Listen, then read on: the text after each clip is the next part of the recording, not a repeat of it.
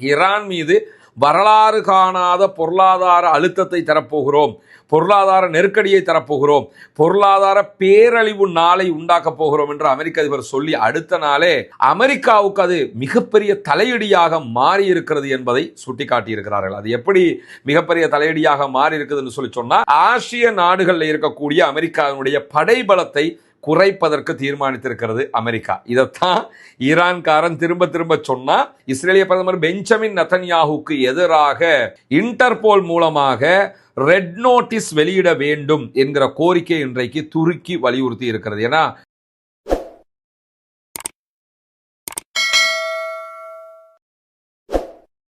அன்பிற்கினிய சகோதர சகோதரிகளை, நம் அனைவர் மீதும் ஏக இறைவனுடைய அமைதியும் கருணையும் உண்டாகட்டுமாக என்கிற உயரிய பிரார்த்தனைகளோடு, பாலஸ்தீனத்தில் 2 ஆண்டு காலமாக இஸ்ரேலிய ஆக்கிரமிப்பு படைகள் நடத்திய தாக்குதல்களை தொடர்ந்து பாலஸ்தீனத்தில் ஒரு யுத்த நிறுத்தம் கொண்டு வரப்பட்டிருக்கிறது. இந்த யுத்த நிறுத்தத்தின் அளவுகோல் எப்படின்னு கேட்டா, பாலஸ்தீன பகுதிகளின் 51% நிலப்பரப்பு தற்போது இஸ்ரேலிய ஆக்கிரமிப்பு படைகளுடைய கண்ட்ரோல்ல இருக்கிறது, காசாவினுடைய.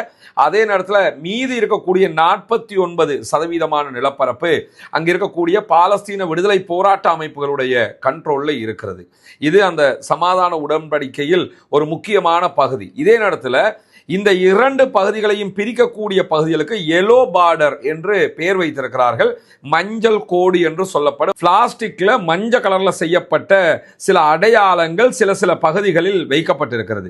இந்த அடையாளங்கள் வைக்கப்பட்டிருக்கக்கூடிய எல்லைகளை தாண்டி யார் வந்தாலும் அவர்களை சுட்டுக் கொள்கிறது இஸ்ரேலிய ஆக்கிரமிப்பு படைகள் என்கிற செய்திகளை நம்ம தொடர்ந்து பார்த்து வர்றோம். இன்றைய நாளிலும் பாலஸ்தீன அப்பாவி ஒருவர் தவறுதலாக இந்த எல்லோ பார்டர் எல்லையை தாண்டினார் என்கிற குற்றச்சாட்டுக்காக அவரை சுட்டுக் கொண்டிருக்கிறார்.